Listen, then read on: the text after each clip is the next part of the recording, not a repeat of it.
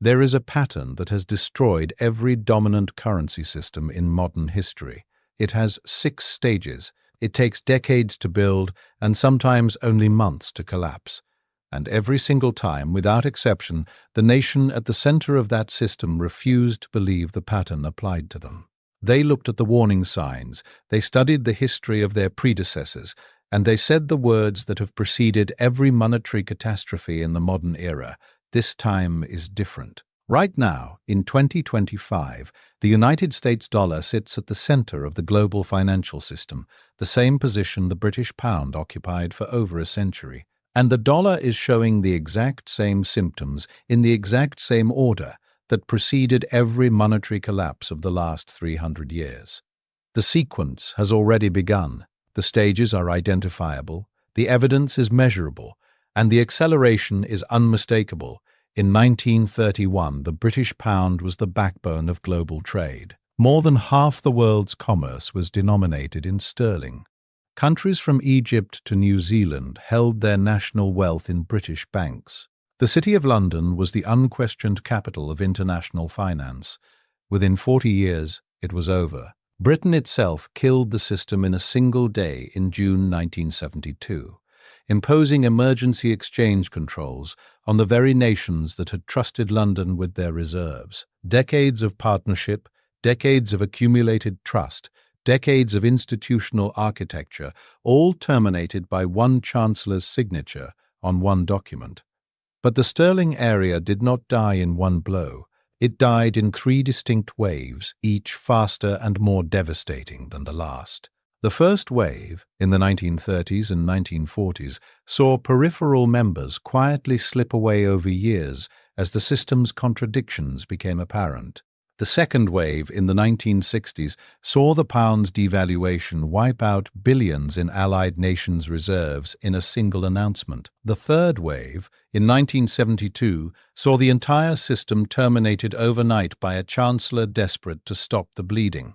3 waves, 3 collapses, each one faster, each one more brutal, each one initiated by the center, not the periphery. And here's what should concern you. The pattern that destroyed the sterling area has 6 identifiable stages. The United States dollar system has already completed 4 of them. We are currently living through stage 5, and if history is any guide, and it always has been, stage 6 does not arrive gradually. It arrives all at once. It arrives without warning to those on the periphery, even as insiders at the center have been modeling the scenarios for years. This is the story of how Britain built a monetary empire that stretched across half the globe, how that empire died in 3 accelerating waves despite every effort to save it, and what the identical pattern now unfolding around the United States dollar means for the global economy, your savings, and the financial system you depend on every single day. Let's start at the beginning. Every dominant currency system in modern history has collapsed through the same 6-stage sequence. Here is how the pattern works. The dominant nation uses trade restrictions, lending incentives, or institutional pressure to make other countries dependent on its currency. Peripheral nations adopt the dominant currency not because it is the best option, but because the alternative, being cut off from markets, credit, or military protection, is worse. The key indicator is that countries begin holding the dominant currency in their reserves, not voluntarily, but because structural incentives leave them no realistic alternative. A major crisis, whether war, depression, or geopolitical upheaval, forces the dominant nation to tighten controls, locking members deeper into the system. Emergency measures like exchange controls, fixed rates, and capital restrictions transform what was informal dependency into codified obligation. The key indicator is new laws, agreements, or institutions that formalize what was previously a voluntary arrangement. The system appears most stable and expansive precisely when it becomes most brittle. The dominant nation mistakes the system's size for its strength, ignoring the growing resentment and diversification pressure among members. The key indicator is maximum geographic spread, maximum reserve concentration, and the first appearance of rival systems. A single shock event, a devaluation, a military humiliation, a fiscal revelation, triggers member nations to quietly move reserves out of the dominant currency. Trust, once broken, never fully recovers. Each subsequent shock accelerates the exit. The key indicator is official reserve data showing declining share of the dominant currency, even as the dominant nation insists the system is sound. The dominant nation offers guarantees, bailouts, or new agreements to prevent further exits, buying time, not solving the problem. Each stabilization measure reveals the system's weakness more clearly than the crisis itself. Markets and nations read the desperation. The key indicator is new multilateral agreements, emergency credit lines, or currency swaps designed to prevent diversification. The dominant nation, unable to sustain the cost of maintaining the system, abruptly ends it, often shocking the very allies who depended on it. The final collapse is almost always initiated by the center, not the periphery. The dominant nation sacrifices the system to protect itself. The key indicator is sudden policy reversal, exchange controls, floating the currency, or abandoning convertibility, executed without meaningful consultation with allies. 6 stages. The same 6 stages in the same order every time. Now let me show you exactly how they played out 3 times in the rise and fall of Britain's sterling area. Let's start in 1931, at the height of the Great Depression, when Britain made a decision that would reshape global finance for the next 4 decades. The British pound, at this point, was the closest thing the world had to a universal currency. London was the global financial capital. The City of London processed more international transactions than any other financial centre on Earth. The British Empire, covering roughly a quarter of the world's landmass and governing over 400 million people, conducted the overwhelming majority of its trade in sterling. Countries as far apart as New Zealand, Nigeria, India, and Malaya held their national savings in London banks. Sterling was not just a currency. It was the operating system of global trade. Even countries outside the empire, the Dutch guilder having long since been displaced by sterling's reach, conducted their international business through London. But in September 1931, the system hit a wall. Britain abandoned the gold standard. The pound, which had been convertible to gold at a fixed rate, was suddenly floating, losing roughly 25% of its value against gold-backed currencies within weeks. For countries that held their reserves in sterling, this was a disaster. Their national wealth had just been devalued overnight by a decision made in London, without their input, without their consent. And here is the part that matters. Rather than fleeing sterling, most of these countries doubled down. By 1933, the sterling area included not just the British Empire, but also Denmark, Egypt, Estonia, Finland, Iran, Iraq, Latvia, Lithuania, Norway, Portugal, Siam, modern-day Thailand, and Sweden. More than 30 countries chose to peg their currencies to the now floating pound rather than seek alternatives. Why?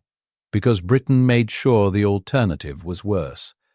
This is where the pattern begins. The dominant power does not just offer its currency, it engineers dependency. After the 1931 crisis, Britain did not simply invite countries to join the sterling area.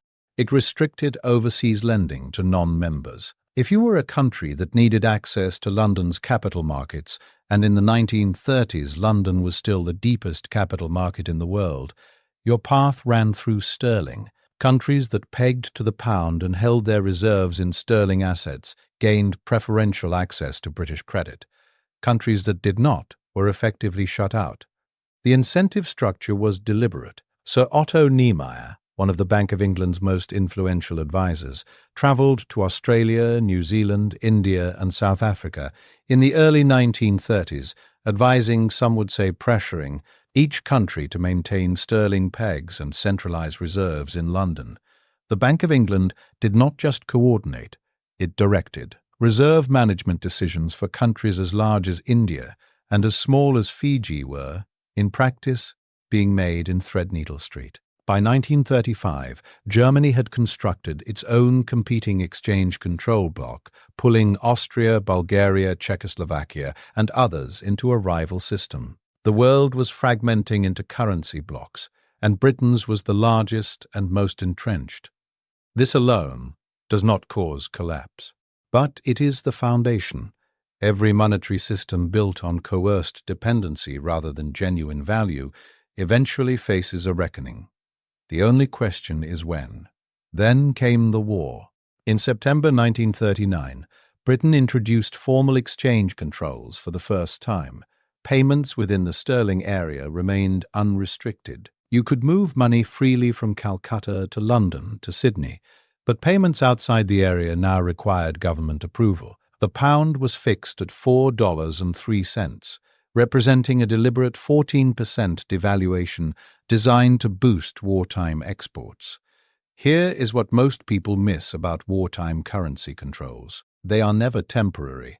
Every emergency restriction on capital movement introduced during a crisis becomes the baseline for the next crisis. The exchange controls Britain introduced in 1939 were not lifted until 1979, 40 years later. By then, the sterling area was already dead, but the bureaucratic infrastructure of control outlived the system it was built to manage. The effect was transformative. What had been an informal currency bloc, countries voluntarily pegging to sterling, became a controlled system with legal boundaries. Sterling area members were now locked in.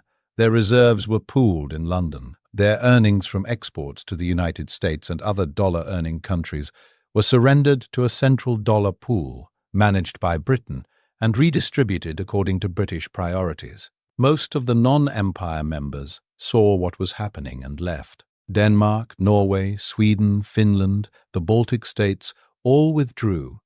Only Egypt, the Faroe Islands, Iceland, Iraq, and the Free French remained among the non-British members. But the empire countries could not leave. India, the largest sterling holder, found its enormous wartime earnings accumulated by supplying millions of troops and vast quantities of material to the Allied war effort, converted into sterling balances held in London. By 1945, India was owed over £1.3 billion in sterling balances. It could not convert them to dollars. It could not spend them within the sterling area. The dependency was no longer voluntary. It was compulsory. Here is what people do not understand. It looks like triumph. After the war, the sterling area appeared stronger and more organized than ever. The Exchange Control Act of 1947 formally codified membership for the first time. The scheduled territories now included all Commonwealth members except Canada and Newfoundland, plus Burma, Iceland, Iraq, the Irish Republic, Jordan, Kuwait, the Persian Gulf Sheikdoms, and Libya. The Bank of England sat at the center of this web, coordinating monetary policy across dozens of countries and 4 continents. The sterling area accounted for roughly half of all world trade. Sterling reserves held in London totaled billions of pounds. On paper, Britain had constructed the most extensive currency bloc the world had ever seen. But 1947 was also the year that revealed the rot, when Britain, under pressure from the United States, briefly attempted to make sterling convertible to dollars in July 1947. The result was catastrophic. Within 6 weeks, $1 billion in reserves drained from London as holders rushed to convert their sterling into dollars. Britain slammed the convertibility window shut on August 20, 1947, in what became one of the most humiliating financial retreats in modern history. The system was at its largest. It was also, for the first time, visibly fragile. The 1947 convertibility crisis did not destroy the sterling area, but it revealed something that Britain's financial establishment refused to acknowledge for another 25 years. The system was not held together by sterling strength. It was held together by the absence of alternatives. And alternatives were arriving. At Bretton Woods in 1944, the United States had already engineered a new global financial architecture with the dollar, now backed by gold at $35 per ounce, at its center. The International Monetary Fund and the World Bank, both headquartered in Washington, were designed to support a dollar-centered system. The Marshall Plan, launched in 1948, pumped $13.3 billion in American aid into Europe, denominated in dollars, spent on American goods, reinforcing dollar dependency across the continent.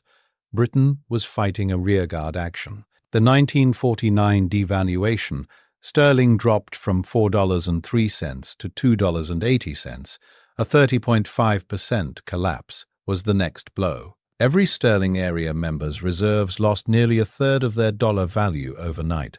Australia, New Zealand, South Africa, India, Pakistan, nations holding billions in sterling balances, watched their national savings evaporate because of a decision made by Chancellor of the Exchequer Sir Stafford Cripps in London. The lesson of this first phase is brutal and simple.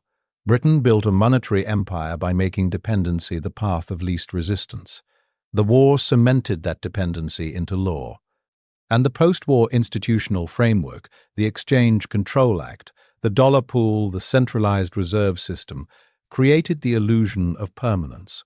But the 1947 convertibility disaster and the 1949 devaluation proved that the system's size was its weakness, not its strength. Every country in the sterling area was exposed to decisions made by a single government, for that government's benefit, with no mechanism for shared governance or exit. 300 million people across 4 continents had their savings, their trade, and their economic sovereignty tied to the British pound. And London had just demonstrated twice in 2 years that it would sacrifice their interests to protect its own. The pattern was set. The dependency was complete. The system was at peak size. And the decline, which would accelerate dramatically through the 1950s and 1960s, was already underway. Let's jump forward to the 1950s and 1960s, when the sterling area entered its death spiral. If the first phase took nearly 2 decades to build and entrench the system, the second phase, the crisis of confidence, would unfold in barely 15 years. The pattern played out again, stage by stage, and it happened faster, because the structural weaknesses baked into the system during the first phase were now compounding. What follows is not a slow decline. It is a cascade. The sterling area entered the 1950s looking to a casual observer like a permanent feature of the global landscape. Sterling was still the world's second reserve currency. London was still a premier financial centre. The Commonwealth, the political successor to the empire, still conducted the majority of its trade within the sterling system. The Bank of England still coordinated reserve management across dozens of countries.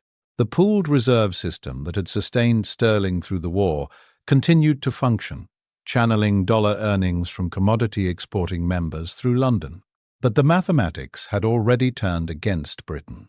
The war had transformed the United Kingdom from the world's largest creditor nation into one of the world's largest debtors.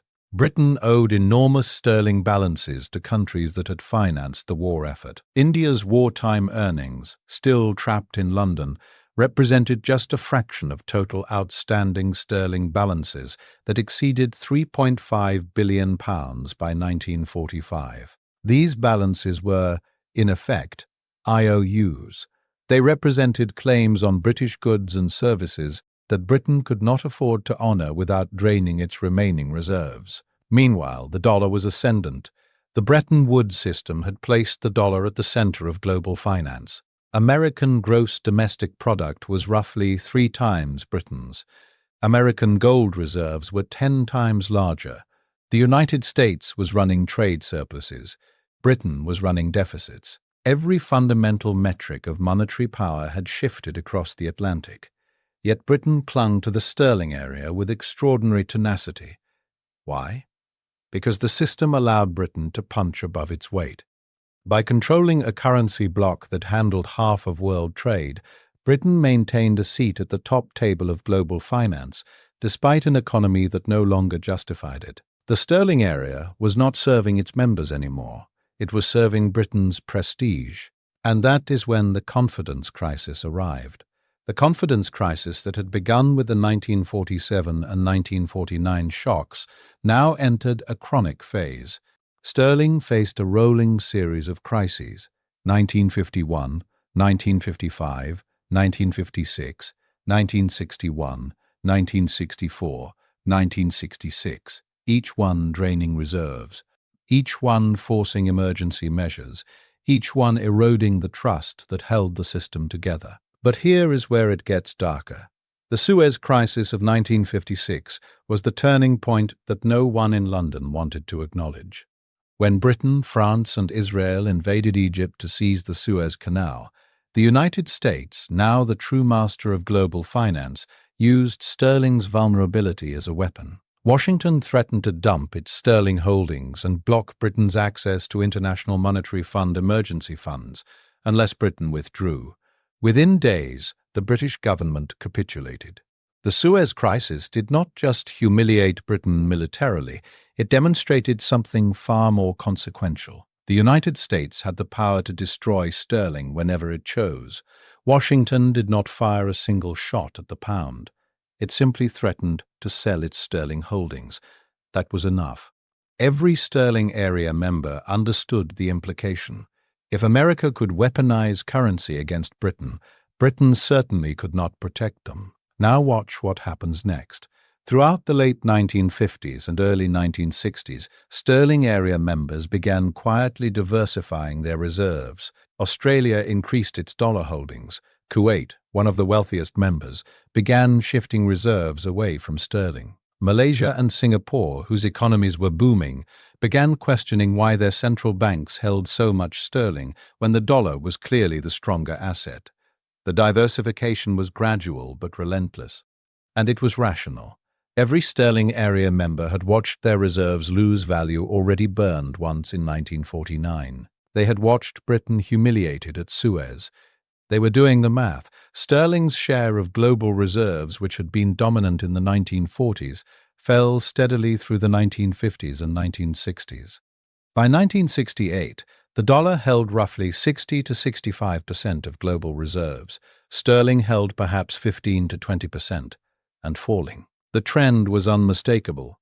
Rather than accepting the system's decline gracefully, Britain doubled down on desperate stabilization measures that only advertised the weakness they were meant to conceal. The 1967 devaluation was the moment the facade crumbled entirely. On November 18, 1967, Prime Minister Harold Wilson's government devalued sterling from $2.80 to $2.40, a 14.3% collapse.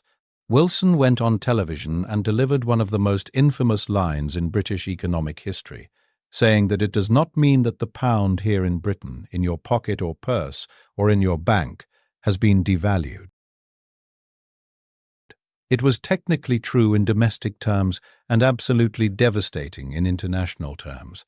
Every sterling area member holding reserves in London just lost 14.3% of their wealth in dollar terms. Again, this was the second major devaluation in 18 years. Countries that had trusted London with their national savings had now been burned twice. Now think about what the Basel Agreements actually meant. Britain's response was the Basel Agreements of 1968, negotiated with other sterling area governments. The deal was this: each member country agreed to maintain a minimum proportion of its reserves in sterling. In return, Britain guaranteed the United States dollar value of those sterling holdings.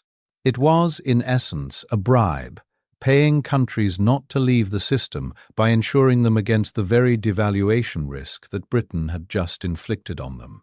Britain was guaranteeing the dollar value of other countries' sterling reserves. That is like a debtor guaranteeing the value of IOUs to the people they owe money to, using money they do not have. The guarantee was only as strong as Britain's ability to maintain the pound's value, and Britain had already demonstrated, in 1949 and 1967, that it could not. Every stabilization measure reveals the system's weakness more clearly than the crisis itself. The Basel Agreements told the world that Britain was now paying countries to hold sterling. The aftermath of the 1967 devaluation and the Basel Agreements was a sterling area that existed on paper, but was hollowing out in reality. Reserve diversification accelerated. New members stopped joining.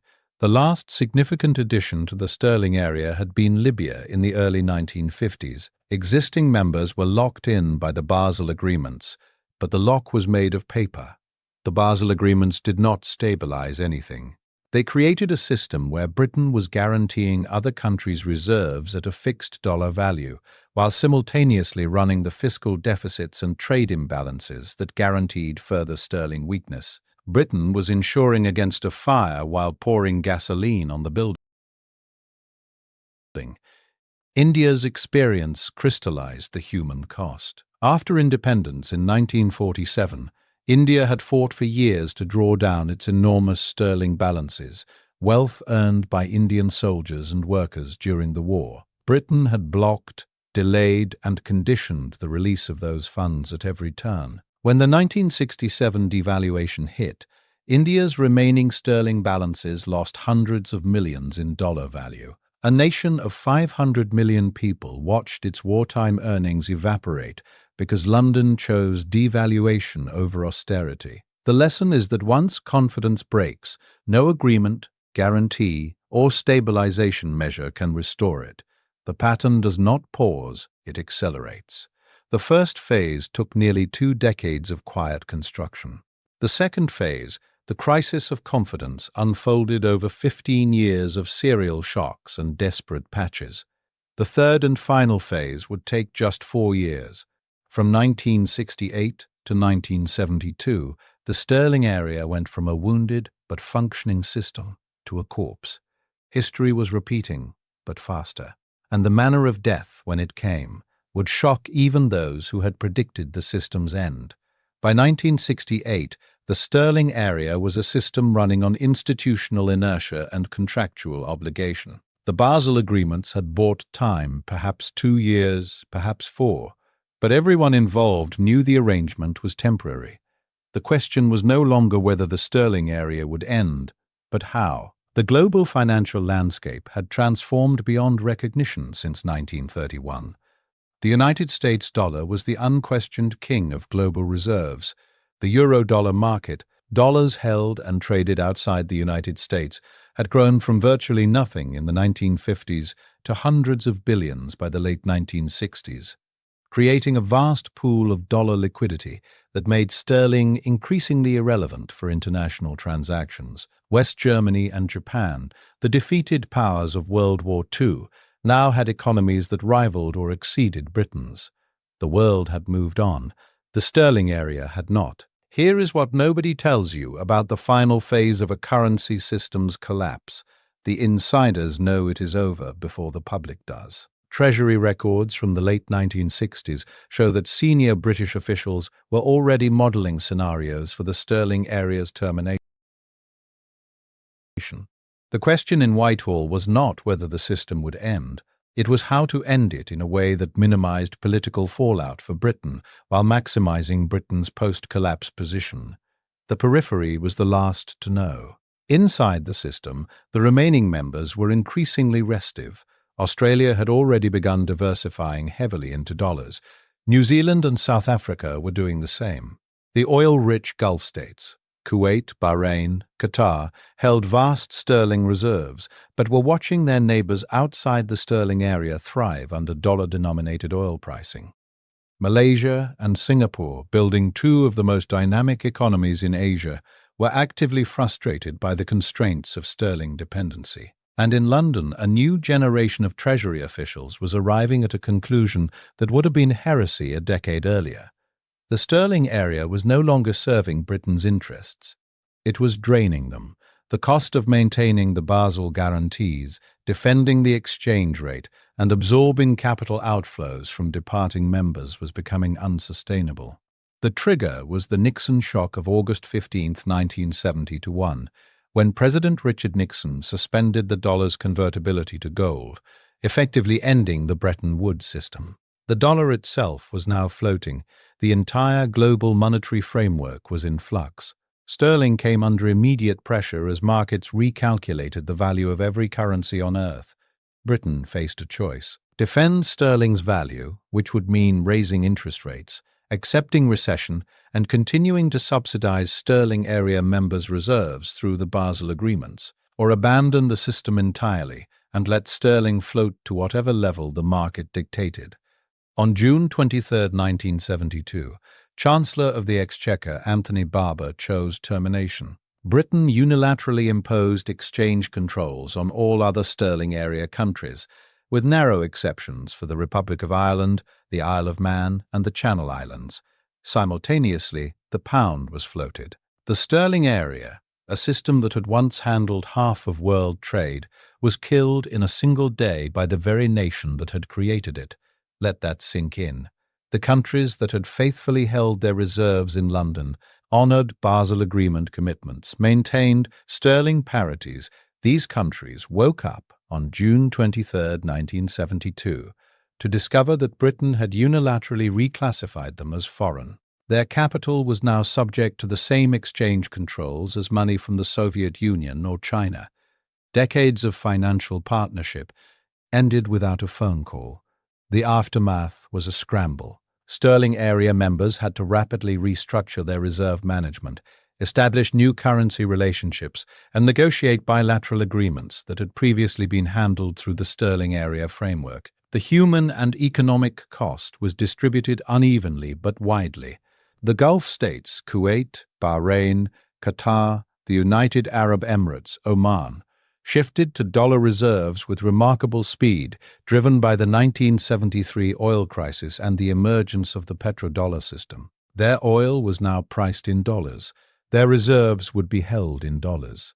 Britain had lost not just a currency area, but the financial relationship with some of the world's fastest-growing economies. Australia floated its dollar in 1983, completing a decade-long process of severing ties to the sterling system. New Zealand followed. The final remnants of sterling dependency were pathetically small compared to the system's former grandeur. By the early 1970s, only Bangladesh, Gambia, the Irish Republic, Seychelles, and the Eastern Caribbean Currency Union still retained sterling parities. Singapore maintained sterling area exchange controls until 1978. Brunei, a tiny oil-rich sultanate, held on until 2001, the last vestige of a system that had once spanned the globe. The speed of the terminal collapse is what demands attention.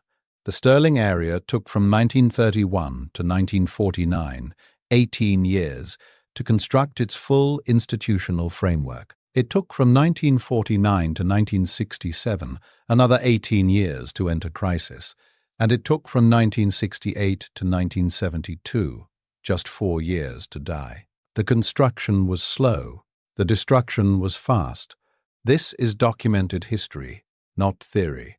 Britain's position after 1972 tells the rest of the story. Sterling continued to depreciate through the 1970s, losing roughly 50% of its value against the dollar between 1972 and 1976.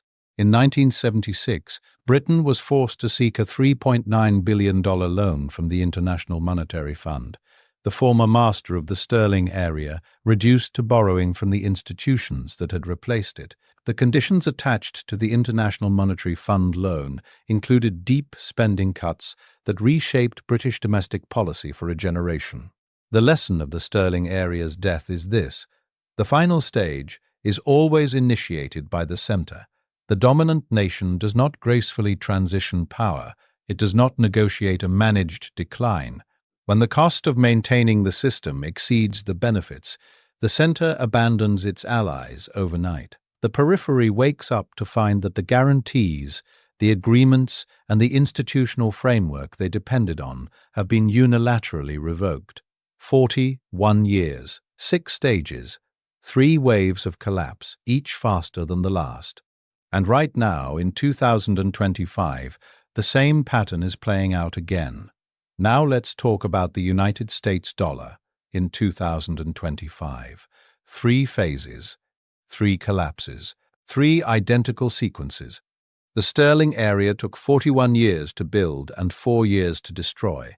Every warning sign that preceded its collapse is present in the current dollar system, and they are appearing faster. The United States dollar occupies the same structural position that sterling held at its peak, the world's primary reserve currency, the default denomination for global trade, the currency that nations hold in their central bank vaults because the alternative is worse. The question is not whether the pattern applies, the question is which stage we are in. We are in stage 5. Let me show you why. Just as Britain restricted overseas lending to incentivize sterling area membership, the United States has built a system where dollar dependency is enforced through structural mechanisms that leave most nations no realistic alternative. The dollar's dominance is not purely market-driven. The United States-led financial infrastructure, the SWIFT messaging network, the Federal Reserve's correspondent banking network, dollar clearing systems, means that any country wanting to participate in global trade must maintain dollar reserves and dollar relationships. Countries sanctioned by the United States, Iran, Russia, Venezuela, North Korea, discover immediately that exclusion from the dollar system means exclusion from the global economy. The incentive structure mirrors 1930s London exactly. Participate in the system or be shut out. Check. The same crisis entrenchment that locked sterling area members into the system during World War II has played out through a series of American-centered crises that deepened dollar dependency rather than weakening it.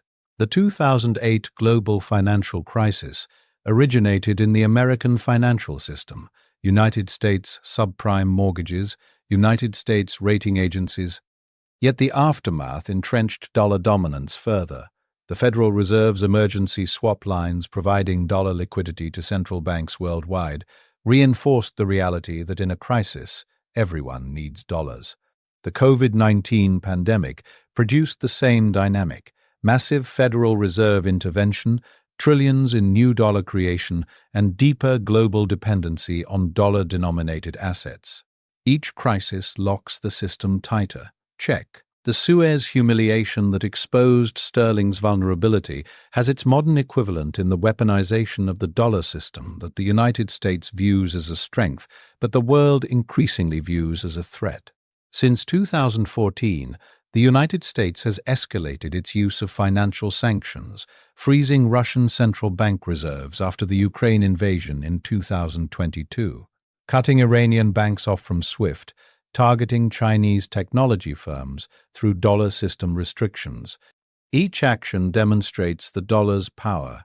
Each action simultaneously motivates targeted nations and their allies to build alternatives. Peak hubris. The United States assumes the system is so dominant that it can be used as a weapon without consequences, just as Britain assumed the sterling area was permanent precisely when it was most fragile. Just as the 1947 Act locked members into sterling dependency, the modern sanctions architecture locks allies and adversaries alike into a system they increasingly distrust. Check. Here is what should concern you about the reserve diversification data. The same reserve diversification that killed sterling is now visible in global reserve data. According to the International Monetary Fund, the United States dollar's share of global foreign exchange reserves has declined from approximately 72% in 2024. That is a 13 percentage point drop in 23 years, a slow, steady, unmistakable trend. The decline from 71% to 58% happened during a period of relative American strength, economic growth, technological leadership, military dominance. That is not a decline driven by American weakness. It is a decline driven by the rest of the world's rational calculation that concentration risk in any single currency is unacceptable. If diversification is happening now, during American strength, what happens during American weakness? Central banks are diversifying into gold, euros, Chinese yuan, and other currencies. Global central bank gold purchases hit record levels in 2022 and 2023, with China, Poland, Turkey, and India among the largest buyers. The motivation is identical to what drove Australian and Kuwaiti diversification away from sterling in the 1960s. No single nation wants its national reserves held hostage to another nation's policy decisions.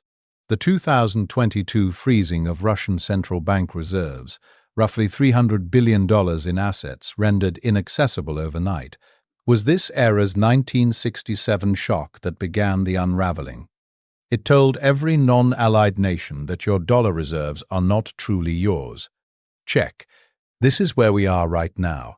The United States is engaged in the same desperate stabilization measures that Britain pursued through the same guarantee logic behind the Basel agreements, offering guarantees and incentives to prevent further reserve diversification. But it gets worse.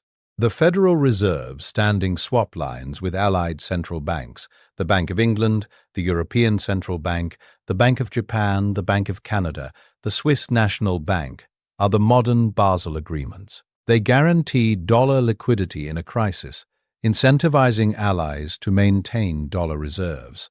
The expansion of these swap lines in 2020 and their maintenance through 2025 signals the same dynamic. The center is paying to preserve the system. The Basel agreements bought Britain perhaps 4 years. The modern equivalents, Federal Reserve swap lines, treasury market interventions, diplomatic pressure on allies, are buying time in exactly the same way. The difference is the scale. Britain was trying to manage a system covering perhaps $20 to $30 billion in reserves. The United States is trying to manage a system involving trillions. The mechanics are identical. The numbers are 2 orders of magnitude larger. Meanwhile, United States debt has surpassed $36 trillion, with a debt-to-gross domestic product ratio exceeding 120%. The fiscal trajectory mirrors late-period Britain, spending commitments that exceed revenue, financed by the willingness of foreigners to hold your debt. When that willingness fades, as it did for sterling, the stabilization measures become unaffordable. Active. The pattern says what comes next. The next stage for the dollar will not look exactly like Anthony Barber's overnight termination of the sterling area.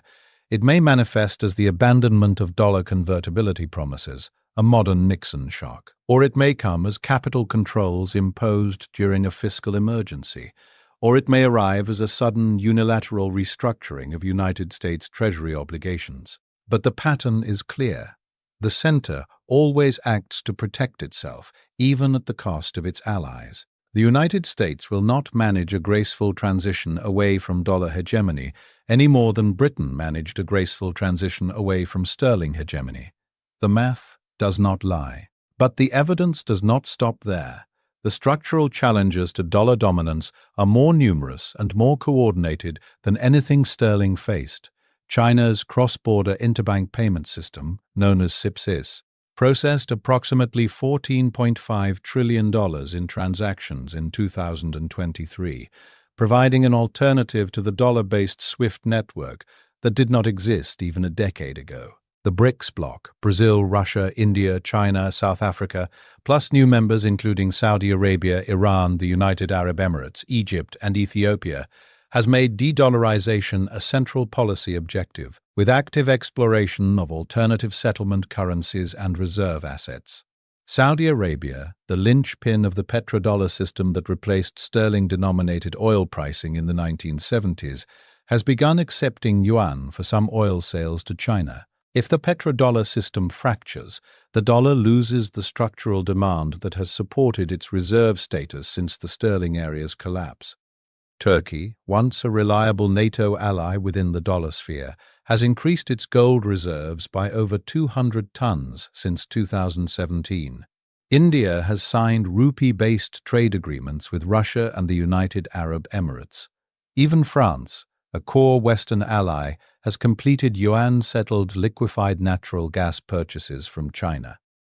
Competing blocs emerged then just as they emerge now. The parallel to the serial crises that marked sterling's decline is exact. The only difference is that today's diversification is happening simultaneously across dozens of countries, enabled by technology and coordination mechanisms that did not exist in the 1960s. The pace is accelerating. The pattern is identical, and the stage we are in has never lasted long. If the pattern holds, and in 300 years of monetary history it has never once failed, what comes next is unilateral action by the center to protect itself at the cost of its partners. Here is what that could look like. A debt ceiling crisis, not the theatrical kind Washington has staged repeatedly, but a genuine failure to service United States Treasury obligations. Even a temporary default would shatter the foundational assumption of dollar reserves, that United States treasuries are risk-free. Every central bank on earth would be forced to reevaluate, just as sterling area members reevaluated after the 1967 devaluation that had burned every member. Emergency capital controls. If a financial crisis triggers rapid outflows, foreign central banks selling treasuries, sovereign wealth funds rebalancing away from dollars, the Federal Reserve or the Treasury could impose restrictions on capital movement. This would be the modern equivalent of the overnight termination of 1972, the system that promised free capital flow suddenly restricting it.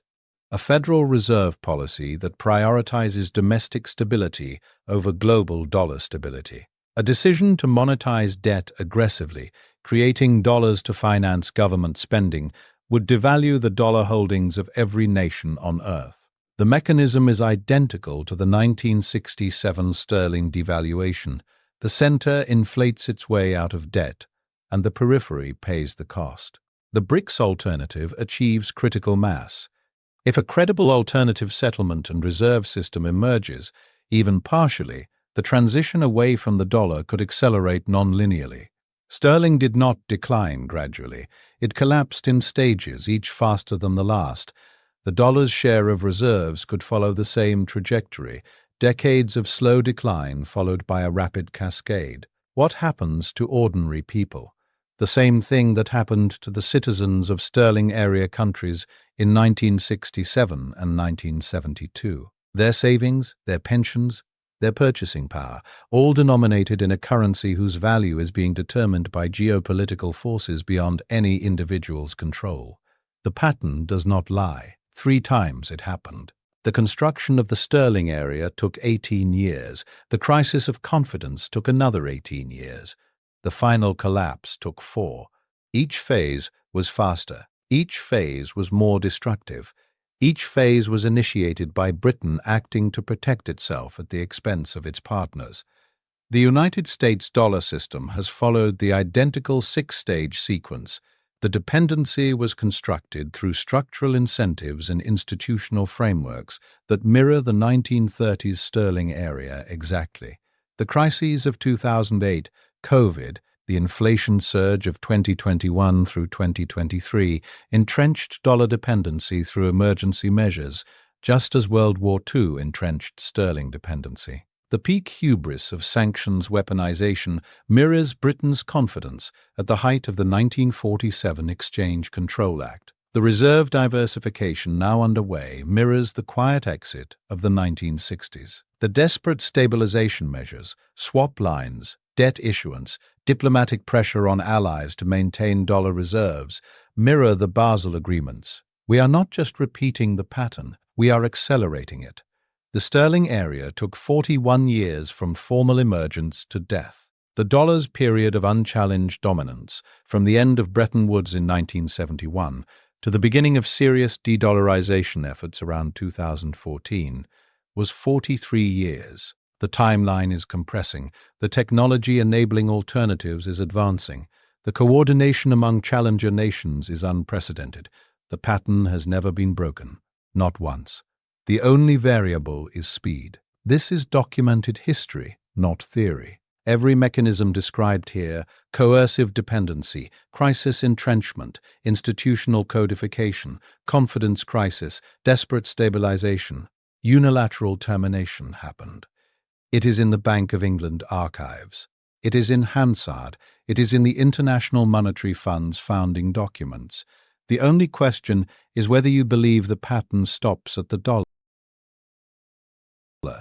Maybe the United States can do what Britain could not. Maybe American economic dynamism, technological innovation, and military power can sustain dollar dominance past the point where the pattern says it should fail. Maybe this time really is different. But the pattern says otherwise. The math says otherwise. 41 years of sterling area history say otherwise. And every single nation that has ever held the position the United States holds now, every one has said this time is different. Every one was wrong. The sterling area is a warning written in the financial wreckage of 40 countries across 4 continents. The question is whether we are reading it. The stages we have not reached yet are the ones that matter most, and they are closer